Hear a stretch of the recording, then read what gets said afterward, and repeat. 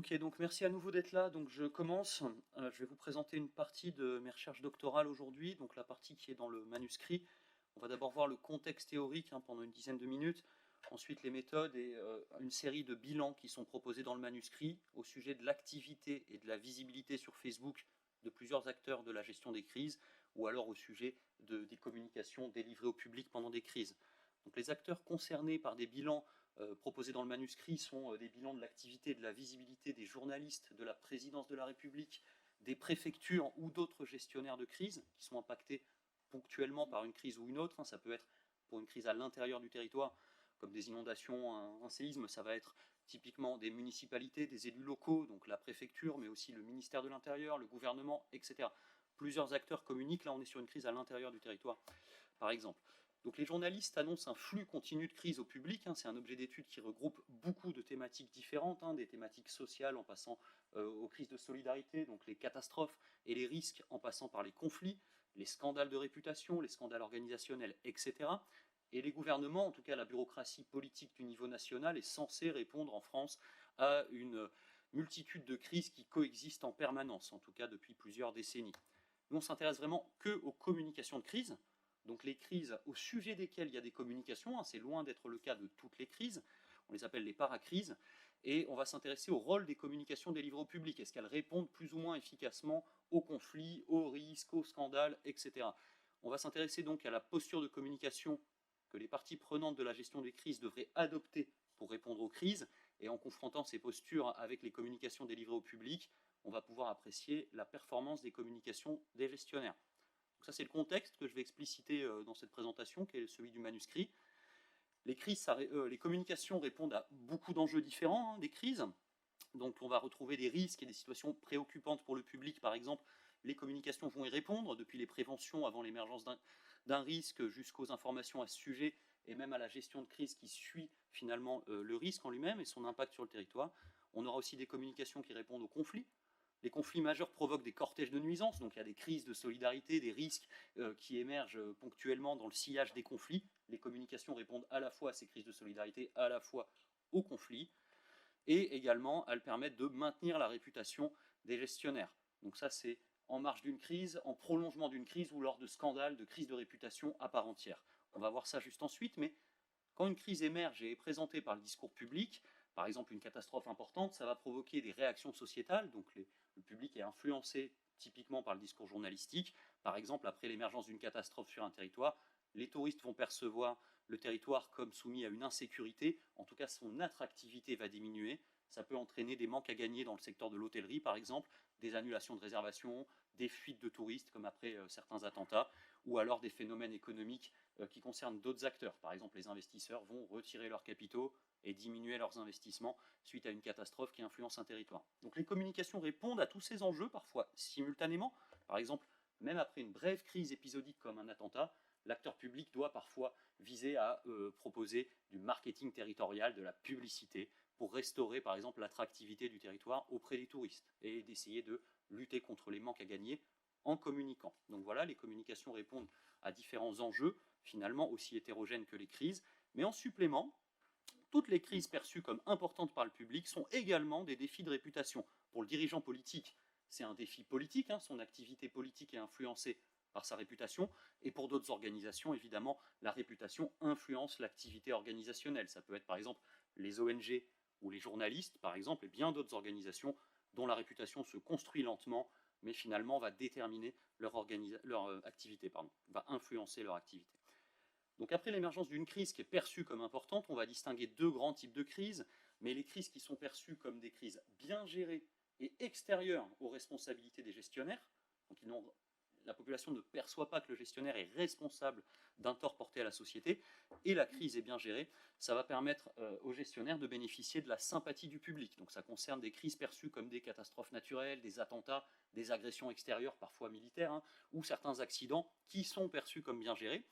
Et inversement, d'autres crises vont provoquer la colère du public à l'encontre du gestionnaire, donc dès qu'un tort porté à la société lui est reproché, ça peut être après un faux pas qu'il aurait commis, un fiasco de gestion, ou lors d'un scandale de réputation à part entière, et ces réactions émotionnelles sont des baromètres en fait des réactions sociétales à l'encontre du gestionnaire. On est là sur une dimension organisationnelle, ou politique qui s'additionnent finalement à la dimension opérationnelle de répondre aux conflits, répondre aux risques, etc.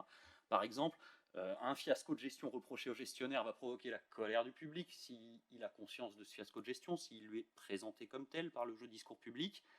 Et ensuite, cette colère du public va être associée à une diminution de la réputation du gestionnaire, des attentes de contrôle renforcées, par exemple, à l'encontre du gestionnaire, et des réactions sociétales, par exemple des manifestations à l'encontre du gestionnaire, des reports de vote au profit de ses opposants politiques, si une telle offre politique existe, ou même des réactions du système judiciaire qui va ouvrir une enquête, après donc, dans cet exemple, un fiasco de gestion qui serait reproché au gestionnaire. Donc vous voyez, les réactions sociétales, finalement, ne découlent pas vraiment de la réputation du gestionnaire, mais les communications vont à la fois influencer sa réputation, selon si elle présente un gestionnaire sous un angle positif ou au contraire en l'accablant, et derrière, les réactions sociétales vont être relativement accordées avec ce discours public.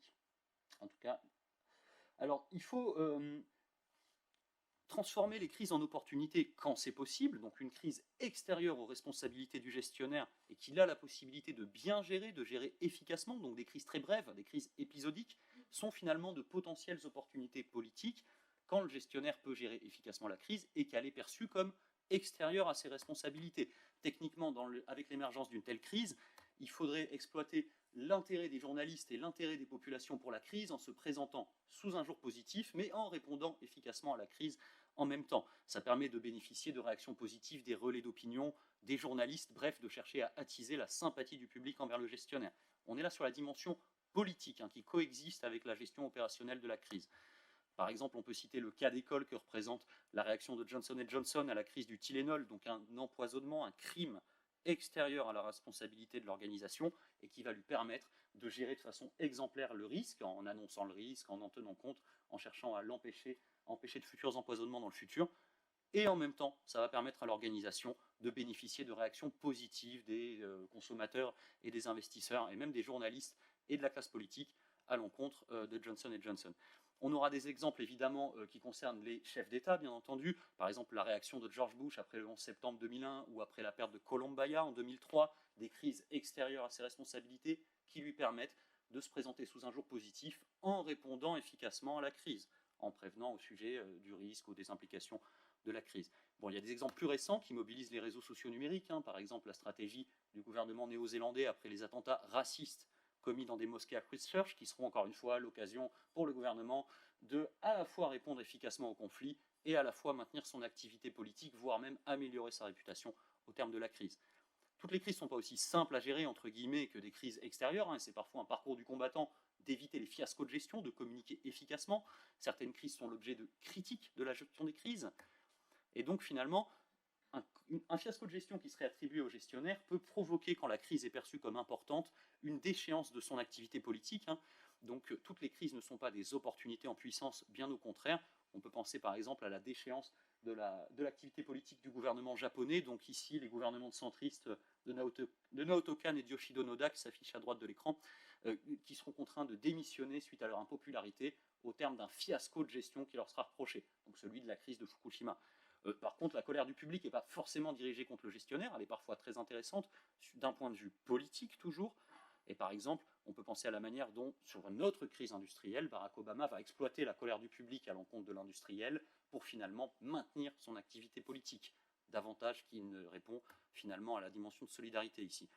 Il faut parfois gérer les conflits, mais il faut également parfois répondre aux critiques d'une partie du public, déjouer la colère d'une partie de l'opinion publique en exploitant la colère d'une autre partie. On peut penser à la façon dont George Bush gère les conflits irakiens avant que ça devienne le syndrome irakien, la crise de réputation colossale qui va suivre. Bref, il faut parfois gérer plusieurs dimensions simultanément, par exemple un conflit, le cortège de crise de solidarité qui accompagne le conflit, répondre aux critiques, exploiter la colère d'une partie de l'opinion publique, mais déjouer la colère d'une autre partie de l'opinion publique, ménager des objectifs politiques comme les intentions de vote par exemple à l'encontre du gestionnaire, etc. etc. Donc les réseaux sociaux numériques donc, vont être très appréciables pour diffuser les communications du gestionnaire, comme ils permettent d'influencer le public de façon à répondre aux crises de solidarité, aux conflits, aux crises de réputation, de faire du marketing territorial, etc. Donc c'est très intéressant pour le gestionnaire d'être capable d'influencer le public, et les réseaux sociaux comme Facebook, Twitter ou YouTube amènent de nouveaux moyens d'influence, qui est très appréciable par exemple pour diffuser des alertes, informer le public en continu sur une crise, maintenir sa réputation ou cibler même des communications. Mais comme tous les outils de diffusion des communications, ça n'empêche pas les gestionnaires de commettre des faux pas. L'influence des réseaux sociaux n'est pas une formule magique qui permettrait aux gestionnaires de toujours, par exemple, transformer les crises en opportunités. Au contraire, on peut penser par exemple à la manière dont BP va essayer de sponsoriser des posts Facebook, de payer Facebook pour maintenir sa réputation après la perte de Deepwater Horizon en 2010, et ça provoquera finalement des réactions de colère des utilisateurs sur Facebook dans les commentaires. Par ailleurs, les journalistes publient un discours très critique envers BP à ce moment-là, y compris sur Facebook en 2010, et donc ça va également provoquer une réaction de colère envers BP. Donc c'est peut-être pas très intéressant dans cet exemple de communiquer sur Facebook des arguments de maintien de la réputation du groupe. Voilà, ce n'est qu'un exemple, il y a bien d'autres exemples de gestionnaires qui commettent des faux pas, provoquent des réactions de colère du public en communiquant pas de façon optimale, qu'importe le rôle des réseaux sociaux très important pour diffuser ces communications. Voilà. En supplément de ces gestionnaires qui ne sont pas toujours bien préparés à communiquer, on peut penser aux services de secours d'Europe. L'usage des réseaux sociaux par les services de secours est très clivant. Une moitié d'entre eux, à peu près, va ne pas être très visible. Donc ponctuellement, pour une crise ou une autre, ils peuvent avoir un phénomène de diffusion virale d'une de leurs communications, par exemple une alerte, mais sur la durée, typiquement un service de secours européen n'est presque pas visible sur Facebook, comme bien d'autres gestionnaires, les petites municipalités par exemple, et tant d'autres gestionnaires. Mais en supplément du gestionnaire, il y a également finalement beaucoup de communicants professionnels ou amateurs qui exploitent ces outils numériques. Al-Qaïda diffusait des cassettes vidéo en langue arabe en 1998 dans le Moyen-Orient, donc avant même l'émergence des réseaux sociaux. Aujourd'hui, les réseaux sociaux numériques vont être exploités par différents acteurs. Les populations vont les exploiter pour le meilleur et pour le pire, pendant des catastrophes par exemple, pour demander de l'aide, pour exprimer leurs émotions, pour consulter de la communication de crise et la diffuser à leurs proches, etc. Mais il y a également une diffusion d'arguments climato-sceptiques, racistes, sexistes et de tant d'autres arguments contre-productifs pour répondre à une crise ou une autre sur Facebook, sur YouTube ou sur Twitter. Les communicants professionnels ne sont pas forcément des partenaires du gestionnaire bienveillant, il y a aussi des critiques, des opposants politiques, des challengers journalistiques et bien d'autres acteurs qui perturbent quelque part le jeu politique, par exemple les ONG qui communiquent depuis 2008 sur les réseaux sociaux numériques et qui sont finalement assez critiques, en tout cas de plus en plus critiques envers l'action publique. Ce n'est qu'un exemple de communicants professionnels présents sur les réseaux sociaux, et par exemple des antagonistes très puissants comme Daesh par exemple vont exploiter Twitter pour se livrer à leur communication, vont chercher à influencer les journalistes. Par exemple, Daesh va publier des appels au meurtre entre 2014 et 2016. Les journalistes français, une partie des journalistes français vont diffuser ensuite ces appels au meurtre, que ce soit sur leur site web, par leur profil de réseaux sociaux numériques. Bref, ces réseaux ne servent pas forcément le gestionnaire pour une crise ou une autre.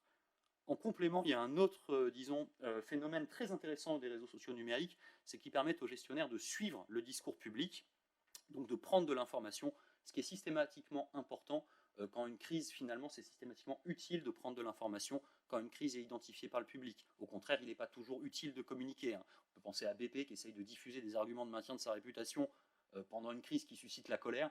Il vaudrait mieux ne pas communiquer, mais il est toujours intéressant de suivre le discours public au sujet de la crise. C'est donc généralement, on considérera que le système informatif du gestionnaire, cette possibilité de l'alimenter, son système informatif, est très intéressante.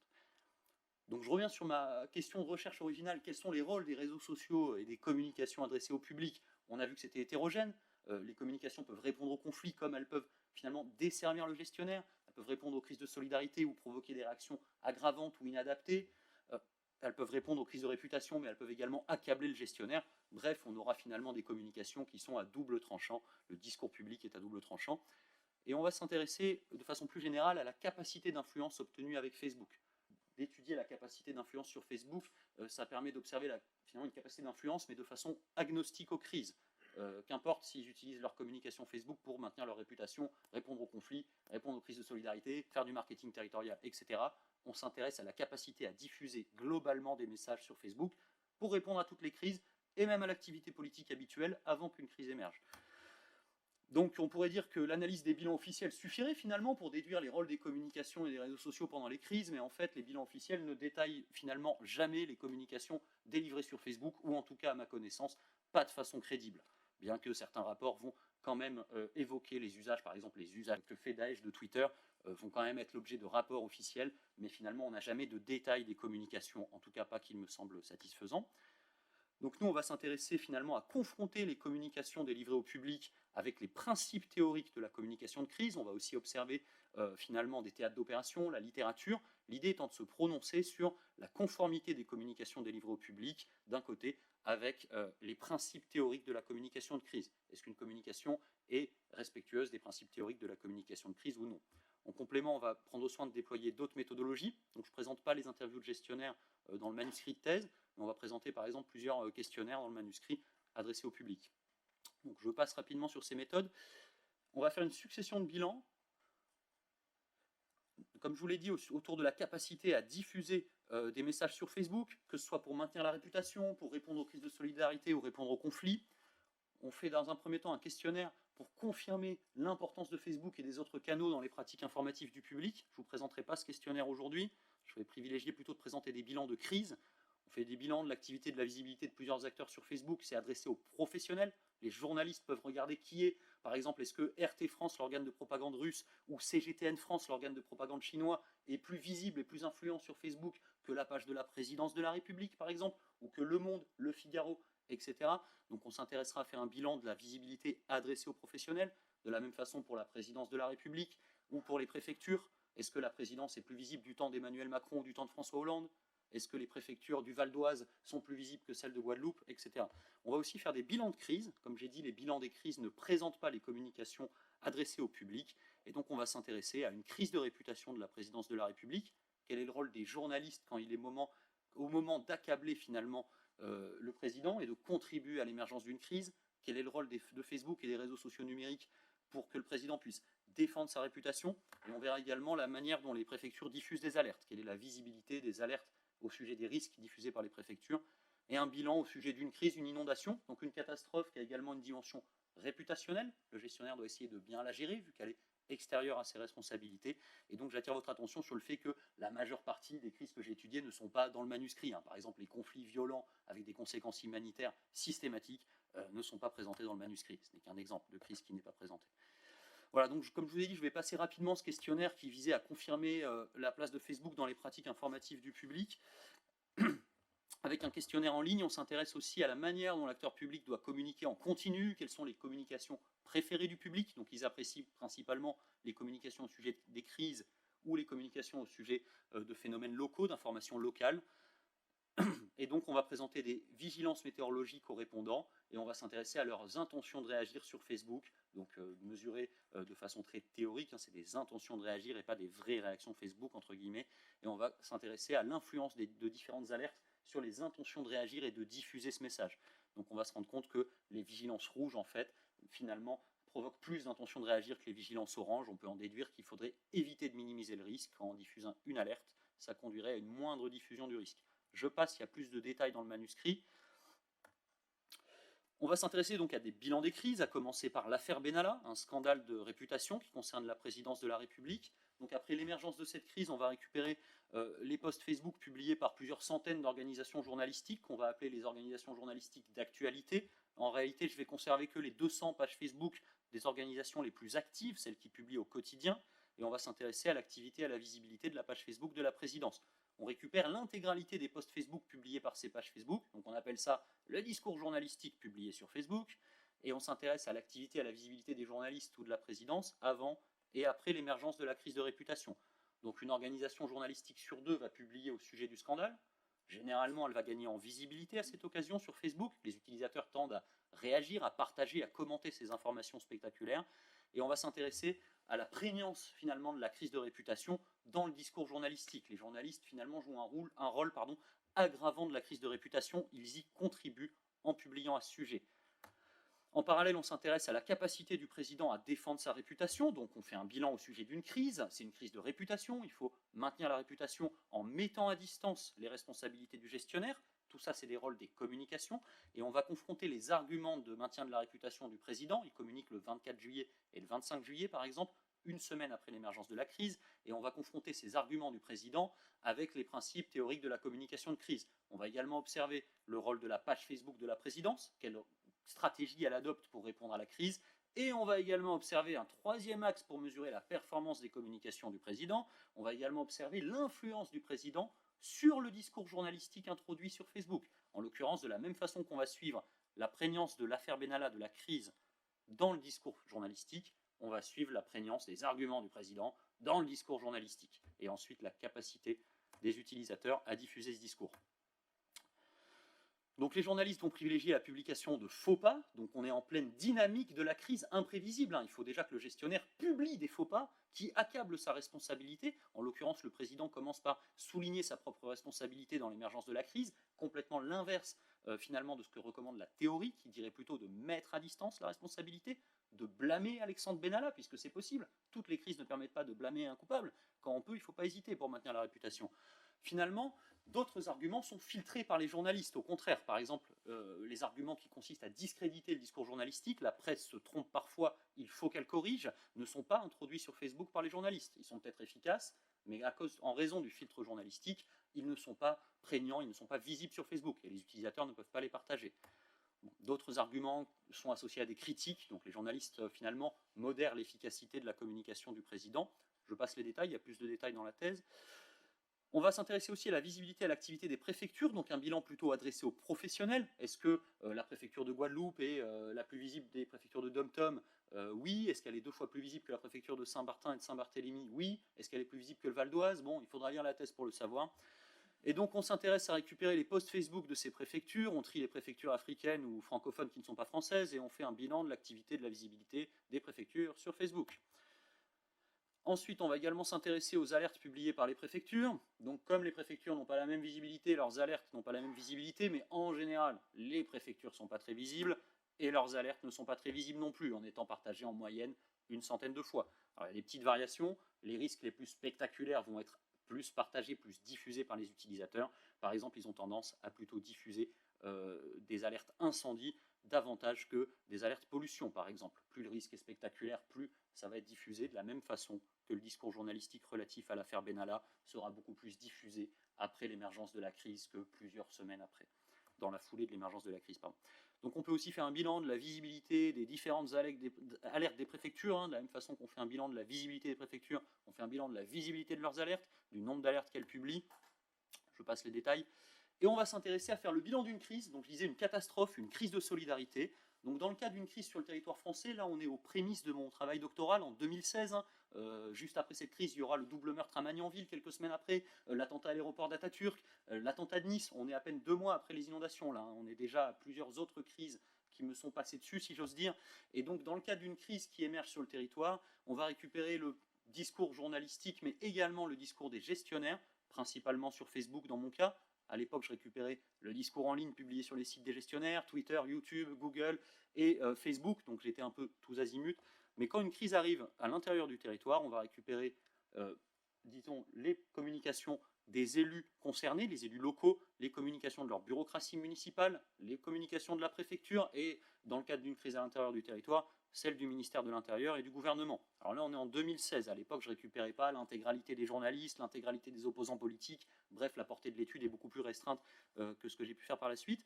Mais, contrairement à ce que j'ai pu faire par la suite, on va interviewer des sinistrés sur la zone, donc une méthode très classique en sociologie des catastrophes, dans laquelle on se rend sur une zone sinistrée pour observer l'impact de la crise. Et donc, on va adresser un questionnaire à 26 sinistrés, enfin, finalement, qui sont interviewés le même jour, au moment de la décrue dans leur ville, dans 2 villes, mais le même jour.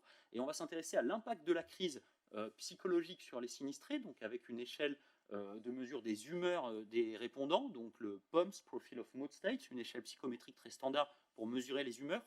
D'où l'intérêt de faire passer ces questionnaires le même jour. On mesure des humeurs, c'est assez volatile finalement comme données. Mais on va aussi s'intéresser aux pertes subies par les répondants, donc avec des questions ouvertes, à leur ressenti émotionnel, avec des questions ouvertes, et au déroulé de la crise. On va confronter l'impact de la crise, donc sur l'humeur du répondant, sur ses pertes ou sur son ressenti émotionnel, avec les communications qu'ils ont reçues et éventuellement celles qu'ils ont émises. En complément, comme je vous disais, on recoupe avec plusieurs ensembles de communications, des analyses du théâtre d'observation ou même un ensemble de lectures, par exemple le discours journalistique de l'époque. Donc on se base quand même sur des données qui ne sont pas forcément encore disponibles aujourd'hui. Et le bilan officiel ne détaille pas vraiment cette crise, en tout cas pas en vallée de l'Yvette, où il ne va pas détailler les communications non plus, bien qu'il prétende qu'elles soient, je le cite, satisfaisantes pour répondre à la crise. Et au contraire, nous, avec nos méthodes de recoupement de différents ensembles de données en vallée de l'Yvette, on va pouvoir s'intéresser au déroulé de la crise avant, pendant ou après la catastrophe, que ce soit avec nos observations sur le terrain, les questionnaires, les posts Facebook, le discours public en ligne, etc. Donc la crise commence par un orage. Dans la soirée et dans la nuit du 30, le lendemain matin, les retenues de la vallée de l'Yvette vont commencer à déborder, provoquant une série d'inondations finalement successives. D'abord en Yvette amont, dans le département des Yvelines. Là, c'est une inondation qui résulte finalement du remplissage de la retenue. Vous avez le premier tronçon qui s'affiche en ce moment. Ça va remplir rapidement les premières retenues de l'Yvette aval en Essonne, le tronçon est en bleu clair sur la carte qui s'affiche. Et une fois que ces retenues sont débordantes, quelques heures après, le syndicat hydrique procède à un lâcher d'eau, donc qui n'est pas signalé dans des délais raisonnables aux communes, et ce lâcher d'eau va inonder le territoire, qui de toute façon serait inondé par la masse hydrique, hein, mais en tout cas il est inondé suite au lâcher d'eau du 31 au soir. Donc vous voyez, il y a l'inondation du premier tronçon hydrique le 31 au matin, deuxième tronçon hydrique le 31 au soir suite à un lâcher d'eau. On est donc plusieurs heures après le débordement des retenues et leur remplissage. Et enfin, le 1er juin au matin, donc finalement 24 heures plus tard, les dernières retenues de la vallée de l'Yvette vont également déborder suite à l'écoulement de la masse d'eau en amont. Et le syndicat hydrique procédera une nouvelle fois à un lâcher d'eau. Cette fois, il sera signalé à la municipalité comme imminent, sur le style un coup de téléphone pour dire qu'il y a un lâcher d'eau imminent, et pof, lâcher d'eau, si j'ose dire. Donc ça inonde le territoire. À Longjumeau, les sinistrés nous déclarent qu'ils ne sont pas alertés en général avant l'inondation, et au contraire, on va voir qu'à Bure-sur-Yvette, autant pour moi, les sinistrés déclarent être alertés avant l'inondation. Donc à Bure-sur-Yvette, la municipalité établit une alerte en porte-à-porte qui permet d'alerter les sinistrés plusieurs heures à l'avance. En réalité, la mairie constate le débordement de la retenue et anticipe le besoin d'un lâcher d'eau, ou le risque en tout cas d'un lâcher d'eau, passe une alerte en porte-à-porte. Et dans cet exemple, l'alerte en porte-à-porte permet à tous les sinistrés qu'on interviewe dans cette ville de sécuriser leurs biens. Donc l'alerte diminue l'impact psychologique de la crise, diminue le besoin en soins, par exemple psychologiques, en accompagnement, etc. Et va aussi diminuer l'impact matériel de la crise. Les sinistrés sécurisent leurs biens dans cet exemple. La mairie est l'une des municipalités les moins visibles sur Facebook de toute la vallée de l'Yvette. Donc elle publie par ailleurs un seul post Facebook avant l'inondation, 3/4 d'heure avant l'inondation, alors que l'alerte en porte-à-porte est passée parfois plusieurs heures avant l'inondation pour les premiers sinistrés qui en bénéficient. Donc on peut en déduire qu'avant l'inondation, en tout cas, Facebook à Bure-sur-Yvette est très peu important, mais au contraire, l'alerte en porte-à-porte est essentielle pour diminuer les préjudices psychologiques, les destructions matérielles, et également pour susciter des comportements d'aide entre les sinistrés avant l'inondation, qu'on ne peut pas vraiment observer s'il n'y a pas eu une alerte auparavant.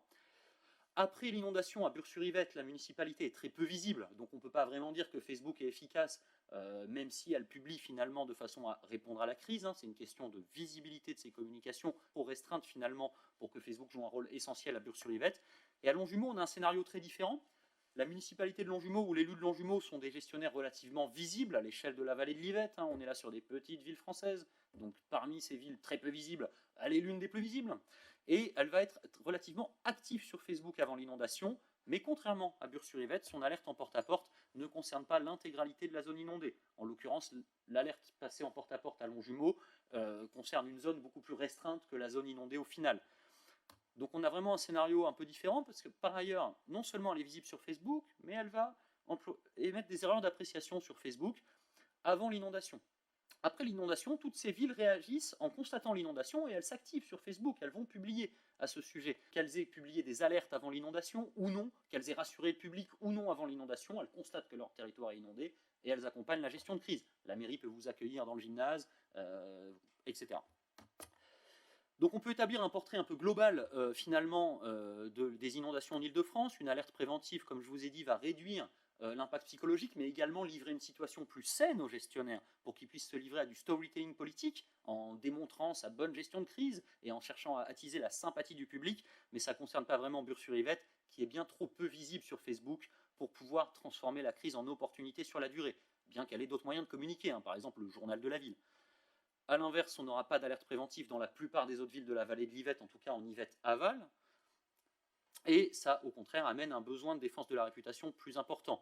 Donc Facebook va accompagner la crise à toutes ces étapes-là, mais dans cet exemple, il n'y a pas de discours journalistique accablant. On annonce à la population que c'est une catastrophe naturelle, donc ça permet quand même de transformer la crise en opportunité. Les gestionnaires peuvent gérer la crise avec Facebook en continu, et il n'y a pas vraiment de crise politique notable ou de critique de la part des journalistes. Par ailleurs, certaines informations qui alimentent la ligne éditoriale des gestionnaires répondent à la fois à la dimension de solidarité et au maintien de la réputation. Par exemple, quand les assurances annoncent qu'elles procéderont à un remboursement des sinistrés sur base des arrêtés de catastrophes naturelles, ces annonces sont après incorporé dans les lignes éditoriales, par exemple, du ministère de l'Intérieur, de la ville de Longjumeau ou du gouvernement ou de la préfecture de l'Essonne. Et ça permet d'entretenir une cognition de catastrophe naturelle extérieure aux responsabilités du gestionnaire, donc de maintenir la réputation, et en même temps de rassurer les sinistrés autour des remboursements assurantiels.